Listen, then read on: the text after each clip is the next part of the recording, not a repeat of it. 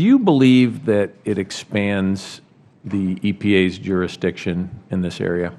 No, I do not, sir. You do not believe that? No. No, sir. Do you feel that you will need additional funding to meet any new responsibilities based upon this rule? Hopefully, it provides clarity to actually reduce the level of effort on all parties, including people who actually want to get work done and need a permit. Its goal was to provide clarity, reduce confusion, and save money, as well as continue to protect the waters that are necessary for drinking water. And do you believe the rule was successful in providing clarity? Certainly that was its intent, and I believe we did, yes. I want to read you some quotes from someone who has 20 years of experience in the field. And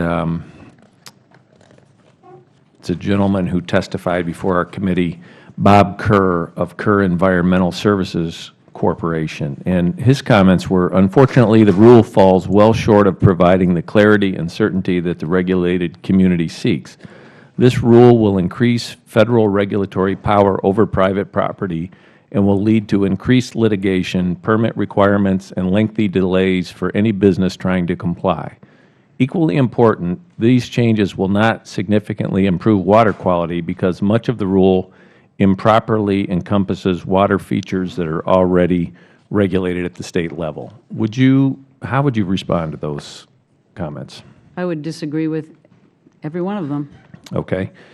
I want to read another quote to you. The only thing that is certain is how difficult it will be for me to provide jurisdictional determinations and secure permits for my clients. This rule is so convoluted that even professional consultants with decades of experience will struggle to determine what is jurisdictional. How do you respond to that statement? The reason we did this rule was because many in Congress and outside stakeholders asked us to do the rule to provide clarity. I believe we did that. Well, I understand, because in your comments you you mentioned your goal was to provide clarity. That's right. But I guess I'm trying to reconcile that with someone who has 20 years of experience as in advising businesses and people who are trying to comply with the law, that is telling us that it does not provide clarity and adds confusion. You'd have to speak with him, because this rule actually says what's in, what's out, and boundaries for where you need to look. Those things have not been clear for 15 or more years. In the area of, I wanted to ask you about ditches. Yes. You've made a point that ditches are not included as jurisdictional in the final waters of the U.S. rule. Is that correct? No, I have made it very clear that we are only including ditches that act as tributaries that are important to protect, and we have added specific exclusions to make it clear that ditches that only run once in a while, that are only there for irrigation purposes, all of those issues that we maintain, all of those exclusions, and we've added some for clarity purposes to try to get the ditch issue off the table.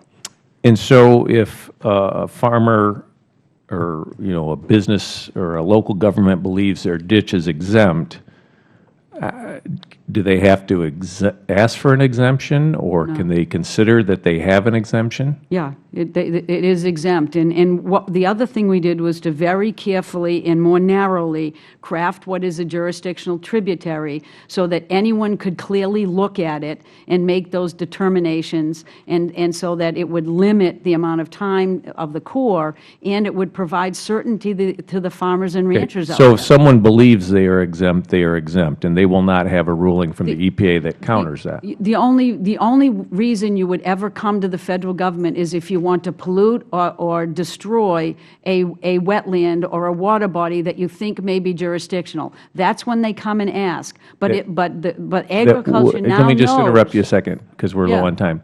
That we think may be jurisdictional. When you say we, an individual who wants to pollute or destroy a water. But if the individual doesn't believe it's jurisdictional, they don't call us.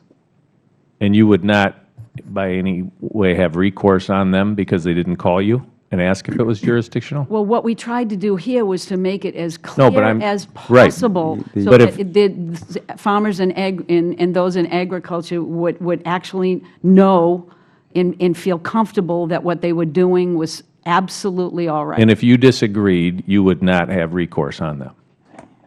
I don't know, you know, we've tried to make it as clear as Gentleman- humanly possible so Gentleman's that time has disagreements would be expired. minimized. Thank the gentleman. The gentleman from California, Mr.